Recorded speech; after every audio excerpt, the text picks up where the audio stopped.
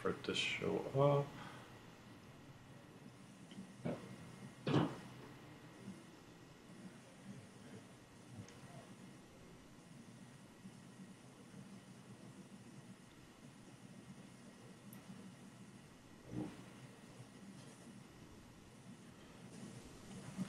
Hello everybody, and welcome to another edition of the ASLA Emerging Professionals Committee Ask Me Anything events. We are so excited to have you here with us today. My name is Daniel Martin of Permalot Corporation, and I am the chair of the Emerging Professionals Committee, and I will be your host and moderator today.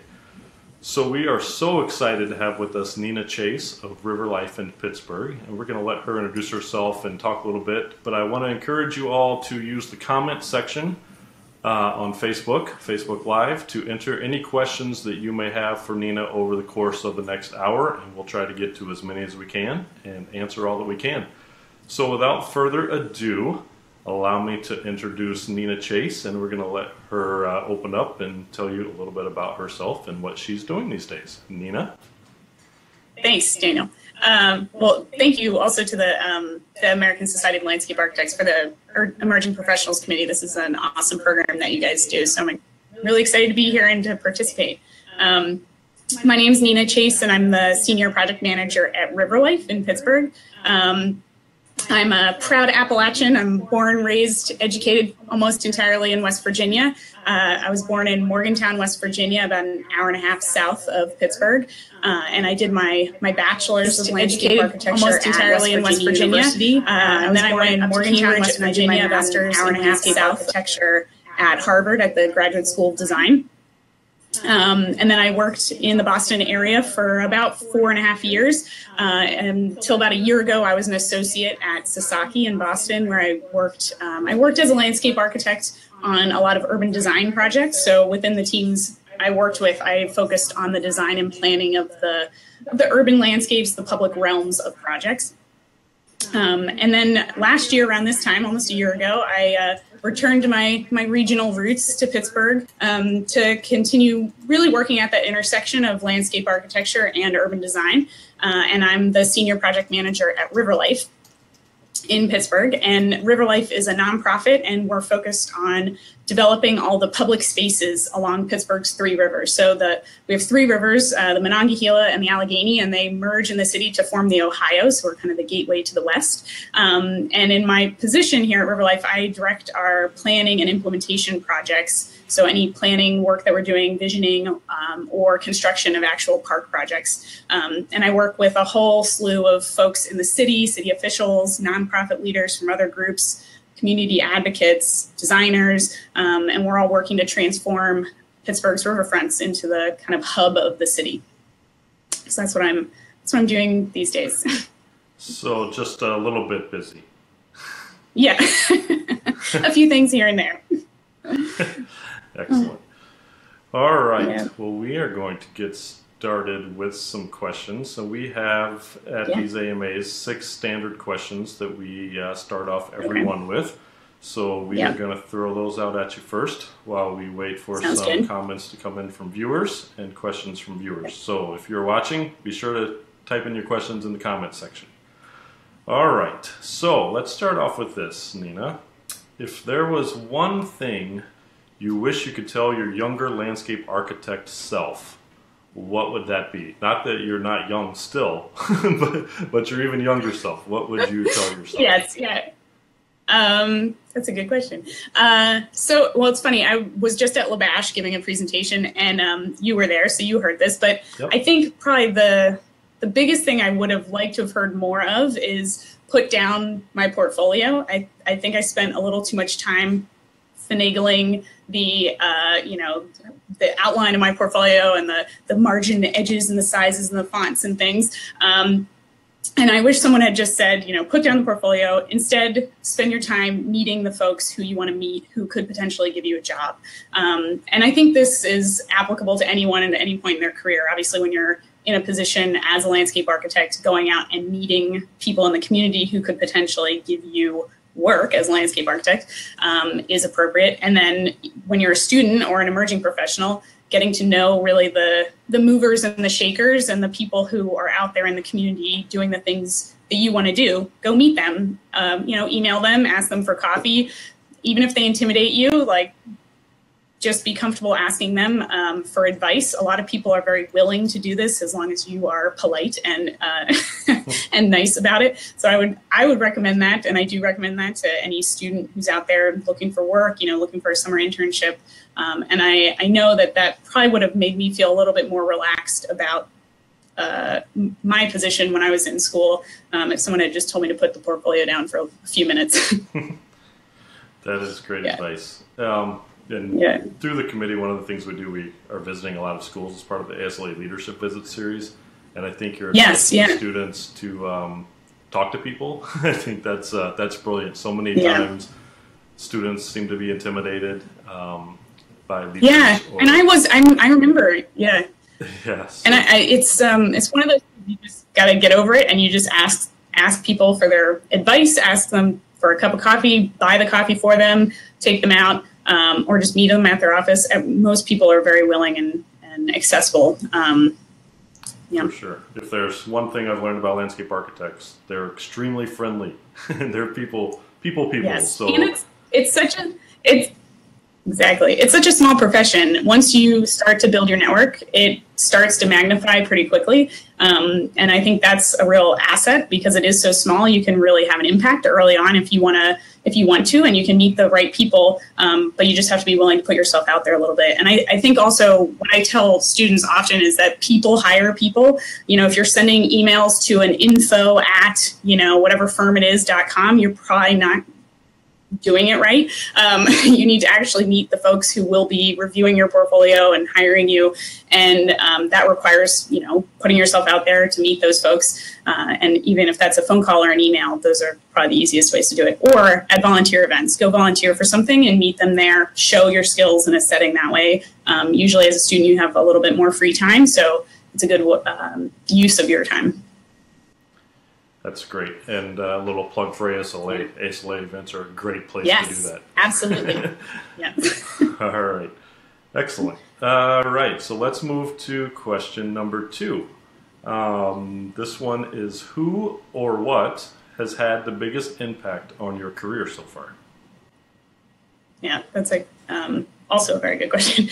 I would say what is probably more applicable because when I realized that one person shouldn't be responsible for everything in a design, and recognizing that really partnerships are the key to making any good project get off the ground. I think that for me unlocked so much potential and allowed me to ask my friends for advice, ask my professional colleagues to partner on projects. And I think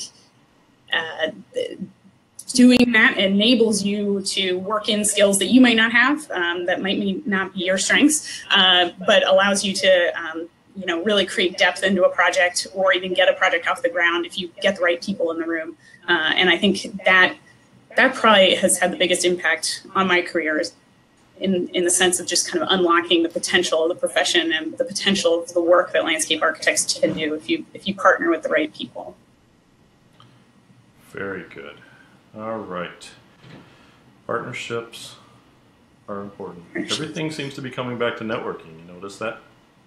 I know, it does. I think, in my head, it's always like 50-50. You need really good projects. You need to be a good designer. That's a given. You have to have your design chops up to a certain standard.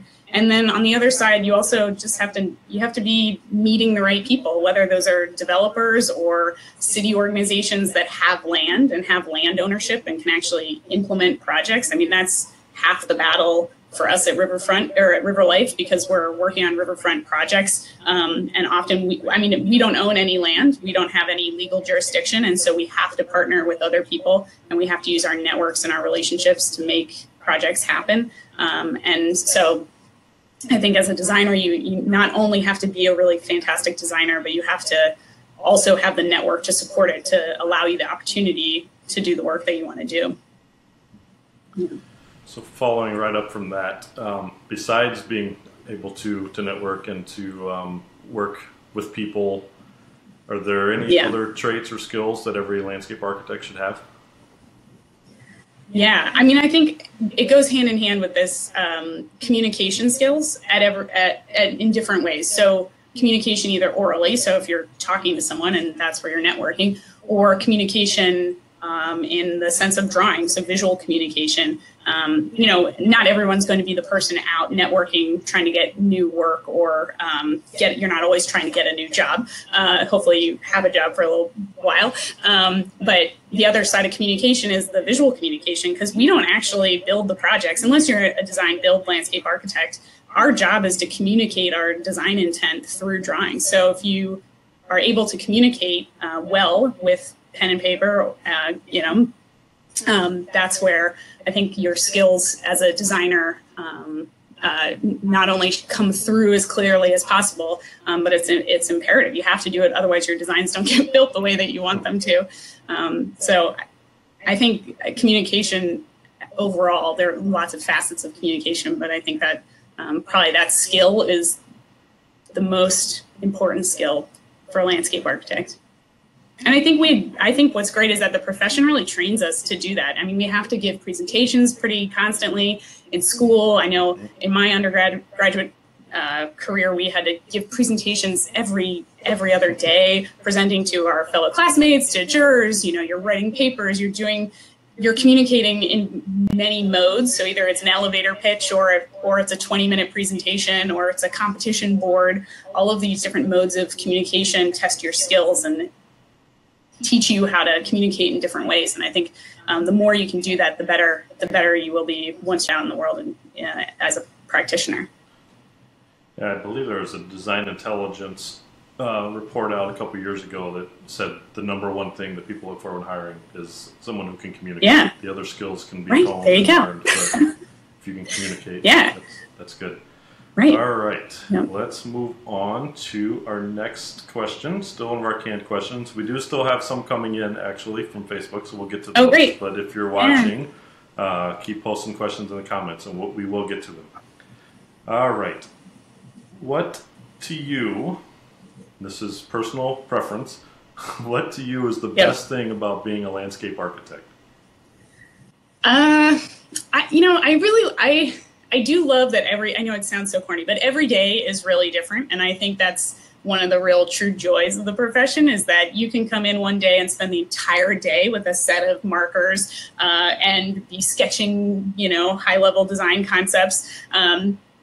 Or you can spend a day in countless meetings, or you can spend a day outside in the field, either tagging trees or doing a site visit, testing soil. You know, I mean, it's just, I love that it's never the same every single day. I know lots of people have jobs that are pretty similar, and they, in my opinion, might seem a little mundane. But in landscape architecture, it runs the gamut, so you can do anything, anything that you really want to do. And every day is pretty different, which it's nice. I think it's a good thing. That's so true.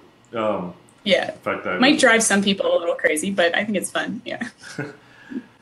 Yeah, I think that's definitely a good thing with the profession, is that you're always doing something different. Every project is somewhat different. Every day of every project can be somewhat different, and depending on where you go with the career, there's so many things landscape architects can do. I was just with the landscape architect who was in public service now for a parks department, and he was just dealing with a beached whale and how to get rid of a beached whale. As a landscape architect, I never thought I would do this. Right. Yeah. And we know, I think what a real strength of the profession is that everybody who's trained as a landscape architect knows a little about almost everything. And so then what's fun is that you can decide where you want to really dig in and have an expertise. And so, when you're in your early stages of your career, getting exposure to a lot of different types of project, maybe a lot of different types of firms too, that's a good approach to kind of understand where you want to put yourself. And maybe it is dealing with beached whales on a somewhat regular basis, or you want to do more, maybe you want to work for a nonprofit, or you want to work for a private consulting firm, or you want to do exclusively residential landscapes. And it's nice because the profession has so many options, and you can really find your own little niche. To jump ahead a little bit off of our starting questions, you along that same vein, you're working at a nonprofit now, Yeah. previously in private practice. What are the differences in the day-to-day, or what are the overall differences in those two things? Yeah, I would say, so one of the biggest differences is I'm not a designer anymore. I don't work day to day as a designer. I work almost more like a planner with a set of landscape architecture glasses on. And yeah, we have similar landscape architecture glasses. But it's nice because we, as the nonprofit, we are the coalition builder in the city. And so we're, again, going back to that partnership idea. RiverLife is the organization that brings all the stakeholders together for particular projects. And so my job is a lot more about communication, a lot more emails. I'm just writing emails all the time, meeting with people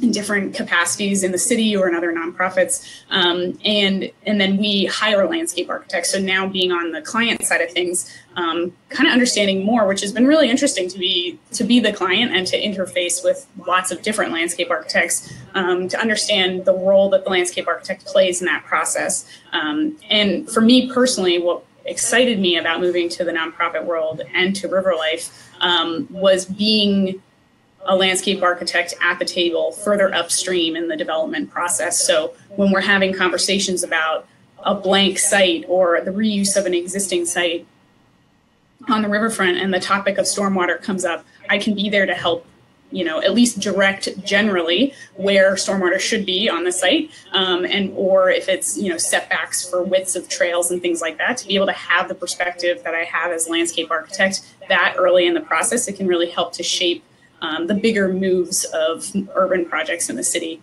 And that, for me, has been it's been really eye-opening to see how landscape architecture is valued, why it's valued, who values it, who doesn't, and to hopefully be able to start changing people's perceptions around what we can do and what our skill set enables us to do and what conversations we should be a part of more and more. So I'm encouraging more, as many people as possible to not leave private practice, but if you're in private practice and you want to have more experiences like that, volunteer for organizations that are advocacy groups for trails or watersheds or park departments. There are lots of ways that we as landscape architects can become more active and kind of a louder voice in the audience, or at the table. Yeah. Do you think, as a landscape architect working as a client with landscape architecture firms, are you their dream client or their nightmare client?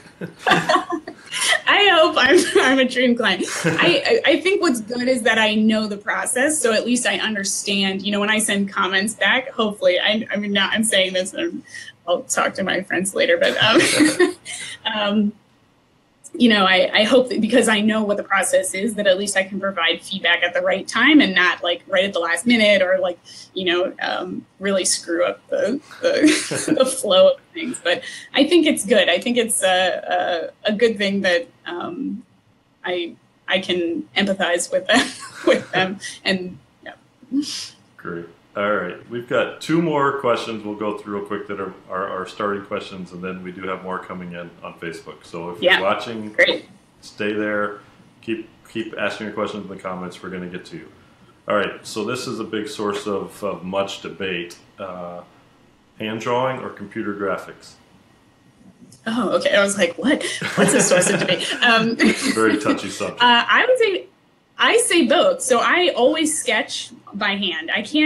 I have a hard time, just mentally, I think, getting into the process of really quick sketching. I sketch in plan view, and then I almost always do really, really rough 3D sketches with SketchUp or Rhino. SketchUp, though, for me has always been just so simple. So, and I haven't had to, I'm never really creating crazy forms or anything. So SketchUp works for me for 3D sketching. And then I'll do all my graphics for presentations on the computer. It's just, for me, it's been the most efficient form of production.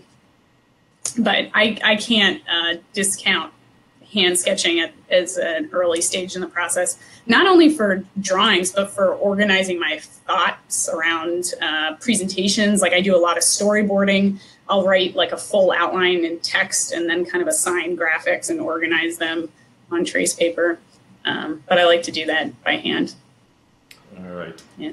So both.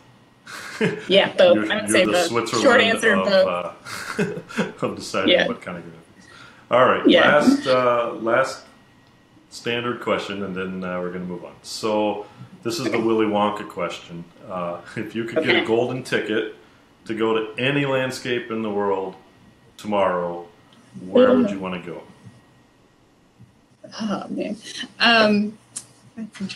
Well, I've seen a lot of this on Facebook from my friends in California, and I know I'd probably be a little late if I left tomorrow, but the super bloom in California, the images of all the flowers that have been like just exploding all over Southern California because of the wetter weather, I would love to see that. I know that's not like a cultural landscape, it is a cultural, but it's not like a built landscape.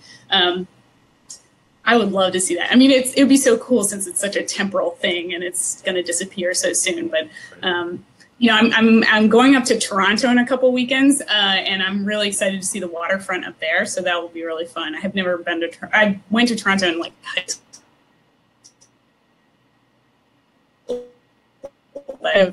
Now with my focus at River Life being waterfronts and riverfronts, my husband and I did a big road trip to American river cities last spring before I started. So we saw all these different river cities. So it's been nice to kind of see other cities that have really incredible waterfronts and see what they've been doing right, and kind of take hints and cues from that.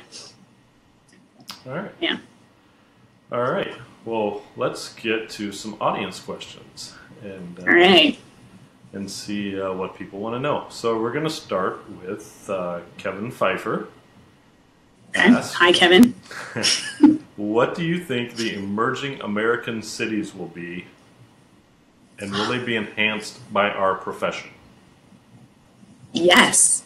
So this is also part of my motivation to moving to Pittsburgh, because I see it as one of the emerging American cities, along with other, just because I'm in the Rust Belt, other Rust Belt cities. I'm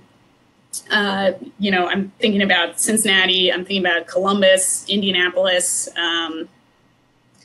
Detroit. I mean, all the cities that have had, and it'll take a while. Obviously, this is not like a one fix kind of thing, but I see the like traditional second tier cities having a real renaissance in the next decade or so. And, on a very personal level, moving to Pittsburgh, one was me coming closer to home, but at the same time, Boston, quite frankly, was unaffordable for me. I had a great job. My husband had a great job, but it was just so expensive to live in a city like Boston. And every time I came back to a city like Pittsburgh, I saw that it also had incredible amenities, cultural amenities, recreational amenities, all the food, the drink, the fun things to do, but at half the price. And anecdotally, I have a lot of friends and colleagues who similarly have started to move to places, either move back to places where they may have came from, or are moving to towns that aren't New York or Boston or San Francisco, but are cities that have more space, more economic upward mobility. And I think that's really exciting. And I think what's also exciting is that to answer the second part of that question, as a landscape architect, I think these cities more and more are recognizing the value of landscape architecture. And I will say this in general for all urban areas in the US, the value of public space has increased dramatically. Not only are we as landscape architects, I think, valued more, I think the physical form of public space, whether that's having wider sidewalks or complete streets, thinking about bike lanes and park space, all these things that developers and landowners and people who are shaping cities are seeing as added value to cities, and are seeing the demand from their clientele wanting these amenities before they move there. And so what's cool is that in cities like Pittsburgh, which I would consider an emerging American city, is that there is literally the physical space for this still. The city has not built out entirely. There are large swaths of land that haven't been developed or were developed at one point and haven't been redeveloped. And I think there's a real opportunity for landscape architects to be part of that conversation to help shape the functional landscape kind of foundation of a city before all the development comes on top. So, you know, if you're thinking about stormwater or circulation, accessibility to things like riverfronts, all the street furniture, public art, the placement of parks, these things as landscape architects we can have a hand in as these cities grow over time. And I think it's exciting because there's the physical space to do it, and I think there's the value add that we bring to the table is seen in a better light more and more, which is great. Excellent. All right. The next question is not so much a question as it is a comment from Donnie Reed. He says, "Hi, Nina." Oh. Thought I'd pass that on to you. Thanks. Yeah. All right. And next is from Maggie Aravina. Mm-hmm. She says, "Any advice to an emerging professional trying to relocate to another state? Move first, job later? Is it, in your opinion, disadvantageous to job search from afar?" I don't think I don't think you're at a disadvantage. I would recommend maybe if you can afford it, to pick a week or a 3-day chunk of time and go to the city where you want to go. And before you go, set up meetings with people in different firms. And you can just call the office and say, "Hi, I'm interested in moving to whatever city, and I'd love to talk to someone." Even if you just say it's ask for an informational interview. Usually firms have somebody that do that. But you could set up a series of appointments with different folks at different firms and then go and visit. And it shows to those people who will be doing those interviews, it really shows a level of commitment that you're there, you're taking the time out of your schedule to come and visit the city, one, to get to know the city, but two, to have FaceTime with firms. So if you can afford it, I think it's a really great move. If you can't afford to go, I would suggest. Uh-oh. I think you froze up on us. Let me wait and let you. But you could, might moving too much. Oh, are you Is there? it back? Yes. All right. You froze on us. Okay, sorry. That's ironic because I was talking about using Skype for interviews. So if you can't afford to visit the place, I would suggest setting up meetings online with people in firms and get to meet them over the computer.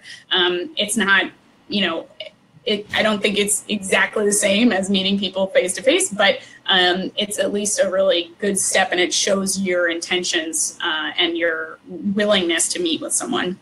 So that would be my recommendation. I think it is hard to move somewhere without a job, just because it can take a long time. Getting a job is all about it's timing on the part of the firm, and it's you being prepared. So you have to be prepared 100% of the time as the individual trying to get the job, and then the firm, the timing just has to align with the type of work that they have at the moment and the need that they have. And sometimes that takes a while. I mean,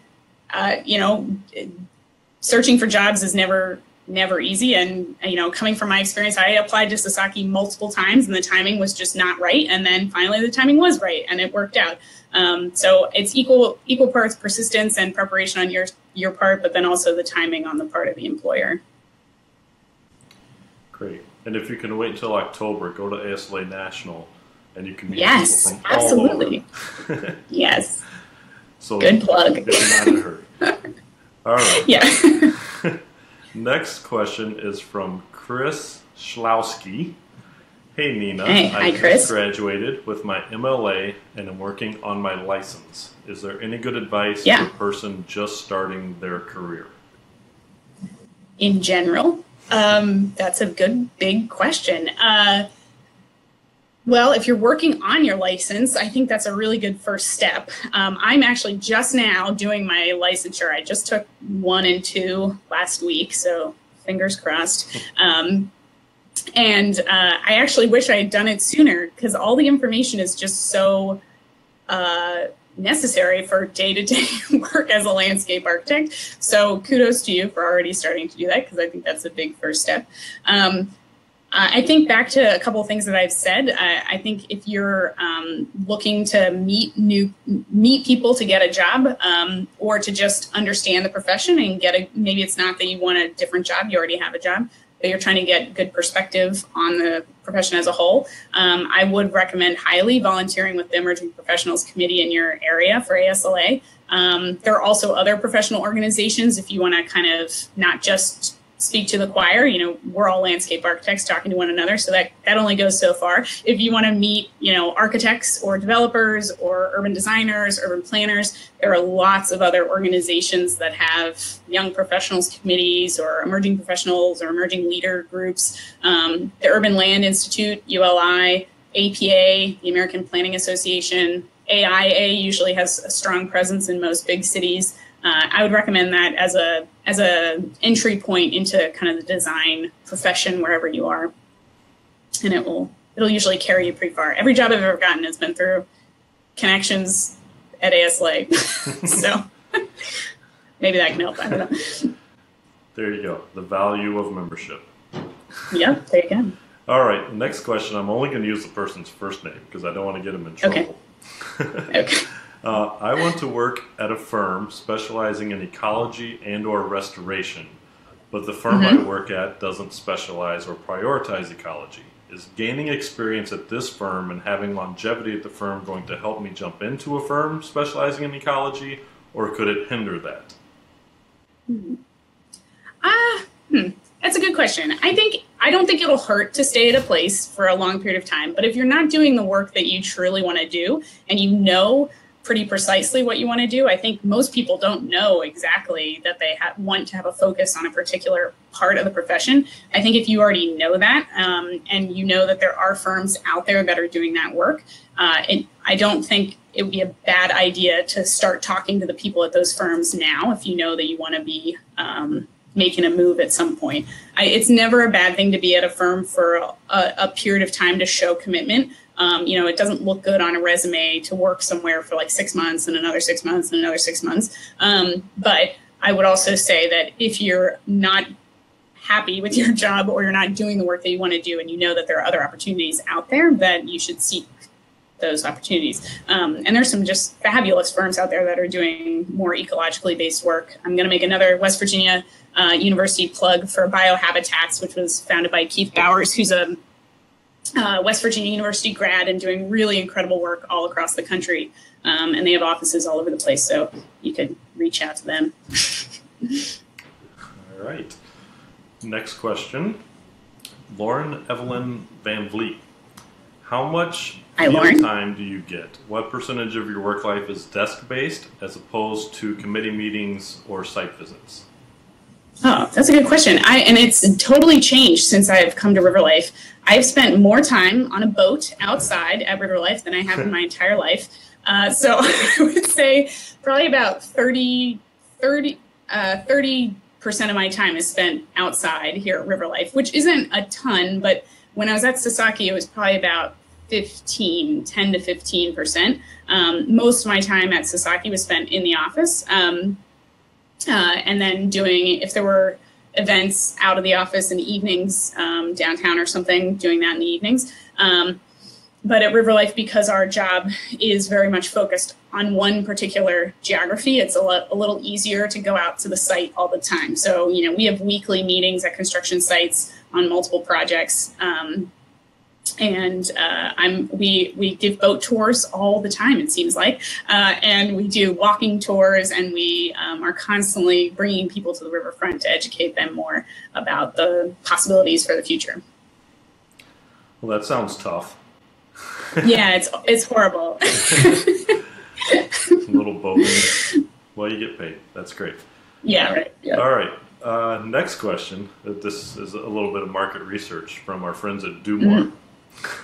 Okay. In what part of your process do you pick site furnishings for a project? Oh, that's good.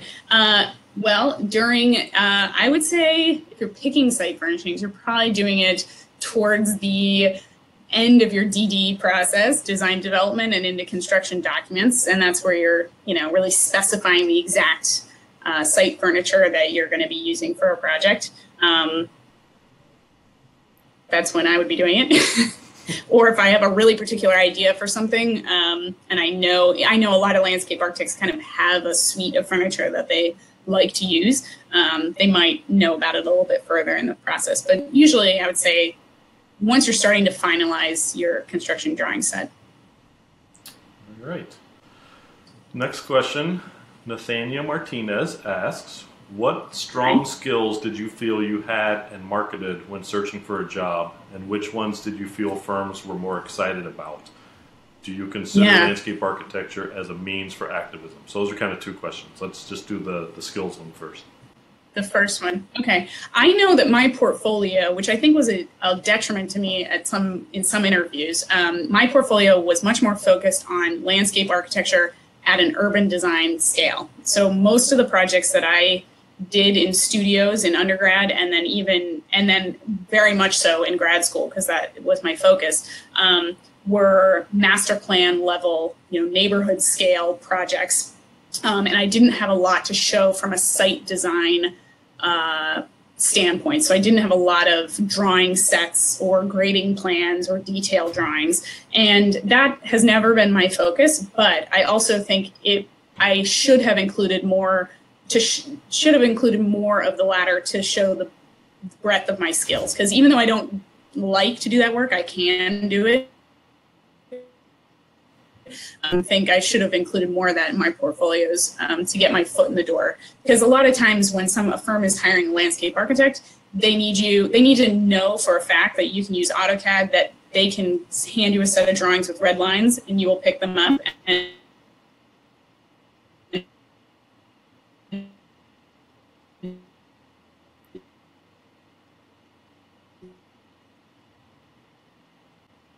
Uh-oh, I think you froze on us again.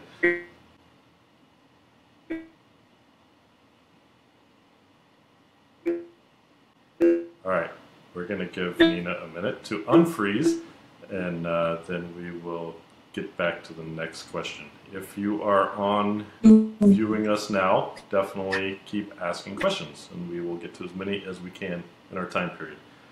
Nina, are you there? Oh, I can sort of hear you.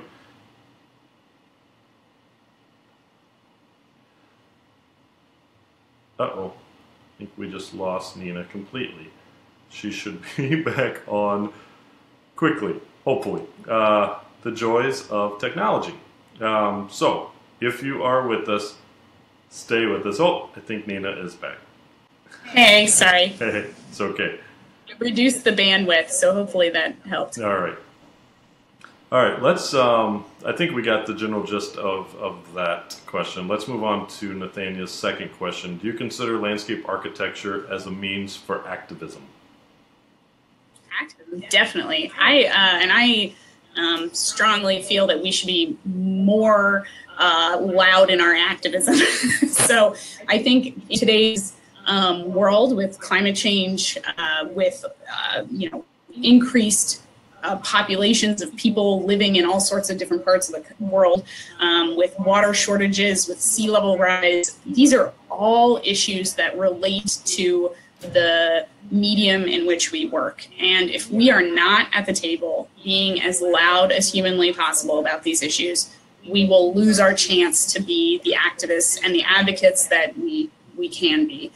There are many people out there who have a voice in these realms, and I think the more that landscape architects can be part of that process to show that solutions to things like sea level rise can be both functional, they can protect us against water, but they can also be beautiful, and they can be places that bring people together and not exclude people. And I think a lot of what we talk about relates directly to issues of equity, and I think if we can be at the table to ensure that places are built to be inclusive and to be equitable and to be available to all and not just a few, I think we can really strongly advocate for the value of our profession and be part of those conversations. So yes, I think we can be advocates and activists, and landscape is a good medium for it. So.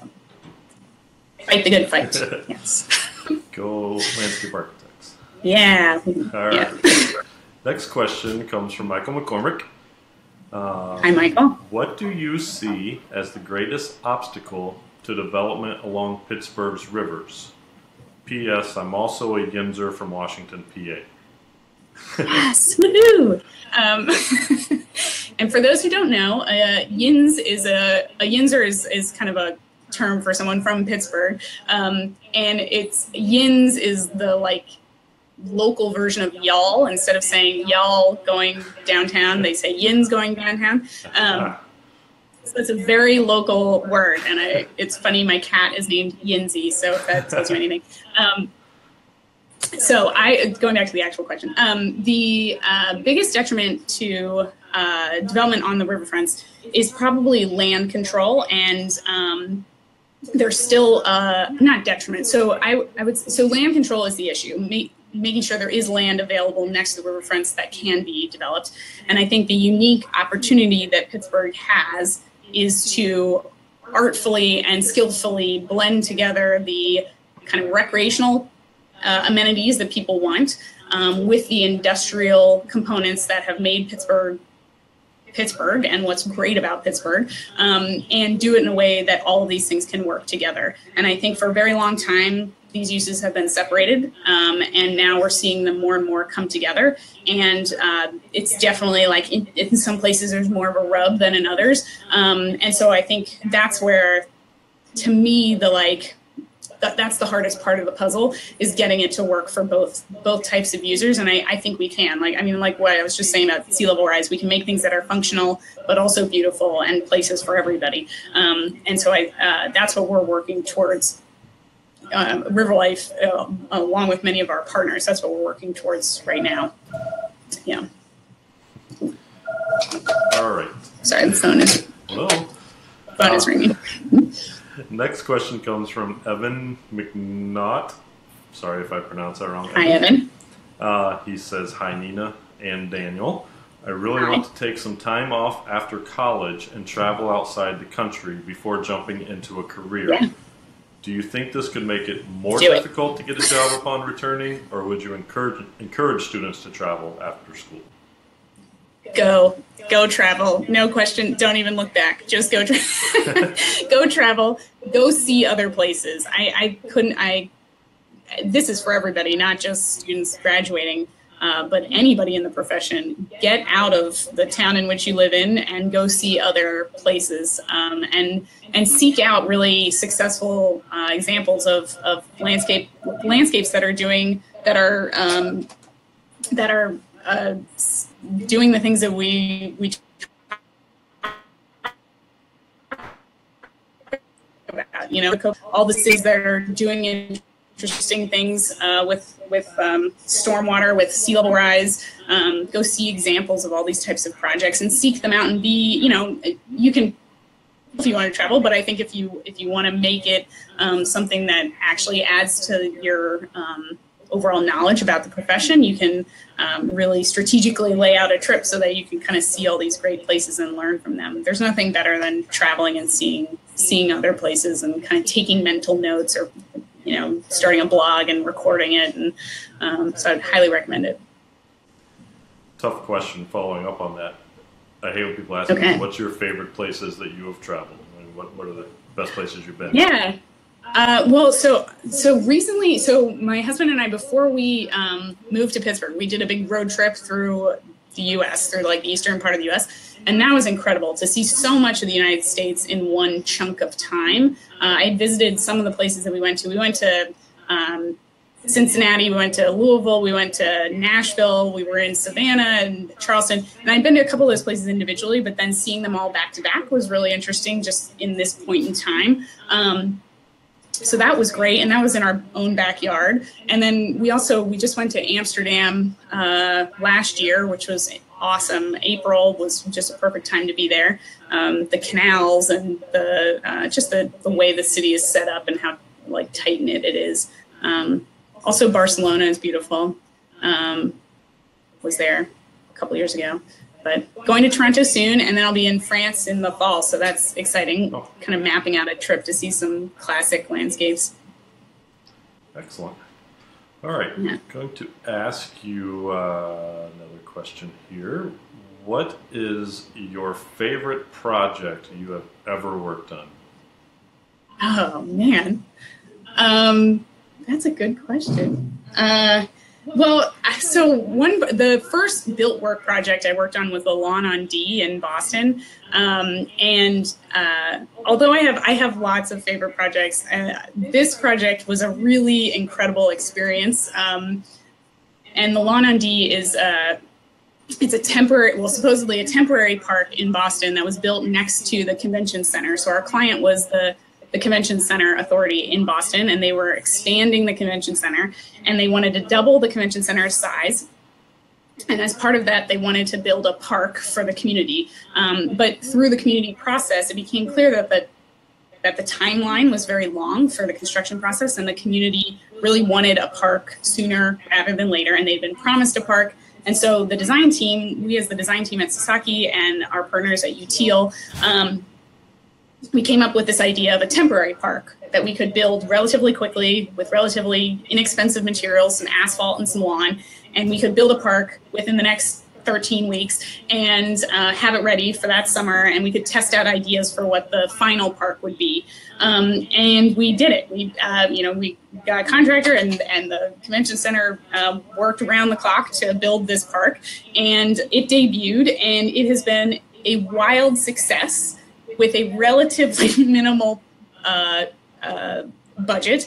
And there's a bar in the park. There's like a tent, and there's a bar, and there are lawn games and really cool swings that are like adult swings by Howler and Yoon. And last year, there were over 200,000 people visited this park. And it's very simple. There's not much to it in the way of the landscape, but we created a really smart framework for everything else to happen on top, for the food trucks to come in, for the bar to be set up, for the light installations, for the art and all this stuff. And for me, that's my favorite project because it reminded me that what we do is relatively simple, which is awesome. And if we do it really well and we can do it simply, we can create a space that is very successful with not a lot. And I think it's a great example. It's not appropriate for every application of landscape architecture, but I think it's a really great example of temporary projects helping to build momentum towards longer term change in a neighborhood. And this has just totally helped to transform the neighborhood that it's in. And it was a fun project. The team was incredible. Shout out to all my Sasakians. And it was just a great experience. So that would probably be my favorite project. It is a very cool project. I've been there. Love it. Yeah. Yeah. Moving on, that same train of thought, talking about being able to quickly transform a space. When you spoke at Smash recently, you talked about a project you were involved in. I don't remember the fancy name for it, but basically a park that's pulled by a bike and can be set up anywhere. Yeah. Talk about that a little bit. Kit of Parks. Sure. So that's Kit of Parks, and I've been working on that with my partner Philip Dugdale. He's a landscape designer or an associate at Sasaki, and originally, actually, this was a project for ASLA, for the Boston chapter of ASLA, and it is a mobile park, and so we called it Kit of Parks. So it's a mobile kit of pieces, a kit of parts to build a park, and it's bright yellow, and it rides on a little trailer on the back of a bike, and you can pull it around anywhere and set it up, and there are lawn games. There's like a beanbag toss set, there's a Jenga set, there's a table, like a high top table, and some stools, and then some building blocks. And originally we built it for a convention or for a conference that the BSLA was attending, and we built it as a teaching tool to show people what landscape architecture is all about. And we didn't just want to pass them a little pamphlet, we wanted to show them in a physical form. And so they had a small budget, and we made the kit on the CNC router at Sasaki. It's made out of foam, and then we debuted it at the convention, and then since then we biked it around to different places. And then last year we decided to submit it for the Kaboom Play Everywhere Challenge, which is Kaboom's like a national play nonprofit, and they build playgrounds all the time. They do like playground builds in a weekend, and they're incredible. And they did a challenge called the Play Everywhere Challenge, where they asked people to submit ideas for how to play in kind of unexpected, how to introduce play in unexpected places like bus stops or vacant lots. And so we thought this would be perfect. And so we submitted it, and we partnered with the Boston Parks and Rec Department and the Franklin Park Coalition. Franklin Park's a really amazing park in Boston, and the Mayor's Office of Urban Mechanics, which is a cool little department that does kind of like prototyping tests, and the BSLA. And we submitted it, and we won. So we got money to make another kit of parks. And we're making this one out of a harder foam with a plastic, so it's much more durable. The first one was kind of our prototype, and this one will be more permanent. And it will be debuting in Franklin Park in May. So we're really excited. We'll be out and about for the Kite and Bike Festival in Boston in May. And we're hoping that we can bring lots of little kits of parks to lots of places. So if anybody's interested, we have them. Where can they go to find more information on that? Is it on a website somewhere? Well, we now own kitofparks.com, and we're building that website, but we don't have it built yet. But if you email me or go to my website, which is ninachase.com, you can find a little bit more info about it. Yeah. All right. That's cool. Yeah. All right. We talked about your favorite project ever. Yeah. What's the worst project you've ever worked on? One you just couldn't wait for it to be done, and why? Oh, no. I don't know. That's a good question. What is the worst project? I don't know what the worst project would be. That's good. That's probably a good thing that I don't have worst project. I mean, I remember in school wanting, the portfolio review to be over as fast as humanly possible, but that wasn't really a project. Ever have a honestly, challenging client experience? Challenging client experience. Well, probably, I think there's been a shift in how some projects are managed. And so when there are interesting management structures, I think that's always really tough when you have a client who might outsource the management of a project to somebody else, and then they're managing with other people, and it feels like they're 20 people removed from the actual end result. That has been hard. And I think as landscape architects, since we're often sub-consultants for architects, and we're not the prime consultant, we can get kind of shoved down the ladder in the decision-making hierarchy. And I found that can be really challenging if you're not able to really voice what you want to voice to the right people, and it has to filter through multiple channels. So I think as much as we can try to be on teams and partner with others who are creating teams where landscape architects are of equal consideration or aren't buried underneath 20 other sub-consultants. I think that helps so much. I mean, any project is only as good as the client, because they're the ones who own the land. They're the ones who are hiring you. We're a professional service industry, so we have to. We answer to clients, and that's the only way that you can get a really good project built is if you have a really good client. And so making sure that communication is good is pretty imperative. All right. We have another viewer question. And excellent. We might have sort of covered some of this, but let's give it a shot anyway. Howdy. From Leo Lopez. Howdy. I'm a student at Texas A&M. Hi. What advice do you have for students pursuing a degree in landscape architecture? He admits this may be a very broad question, but maybe talk about what's the most important thing you learned while you were getting your degree, or what was the most important? Yeah.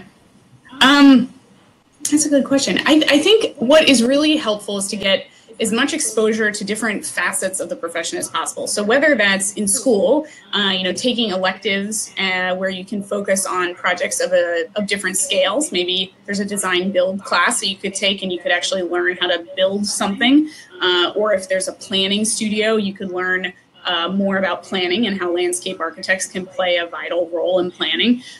Or if it's just getting internship experience, whether that's working for a design build company locally, or working for a developer, or working for a really tiny firm or a really gigantic firm. I think exposing yourself to lots of different facets of the profession will allow you to really understand where your strengths are and the type of work that you would like to continue doing. And once you have that perspective, you can really make that choice and know that that's what you're interested in doing. So I would encourage you to do that not only in your studios, but outside of the studio, with internships and jobs and even just volunteering. Yeah. All right. We have one more comment from a viewer, okay, which I think you'll appreciate. From Philip McHenry, he says, "Represent #WVU." Woohoo! Hi, Philip. How are you? All right, we are nearing the top of the hour. We have about 4 minutes left, so I'm just going to open it up to you to offer any closing comments you might have, any last-minute advice or whatever, and then yeah. Unless any last-minute phenomenal question comes in here, we'll wrap it up. So over to you. Well, first, I want to say thank you to ASLA. This is, again, just a great program, a really nice way to introduce people to the different facets of landscape architecture. And thanks to everybody who joined in. I appreciate it. It's been fun. I know I can't see you, so I don't know what's going on out there, but thank you for joining us today. I would encourage, I couldn't be more proud to be a landscape architect. And I think what's exciting right now, like I've said, is that the value of landscape architecture is being seen and brought to the table more and more. And so I'm excited to be in the profession. I think this is a new age where we can really have a say in how our cities are shaped. And we can all be part of that, which is a pretty powerful position to be in. So I encourage you all to stick with it. It can get tough. The hours are long. Everything takes 3 times as long as you think it will. But I swear it's worth it. So we'd love to have you in the profession if you stay with it. Yeah, I'm excited to be here and excited to see what everybody else does in their future. So thank you.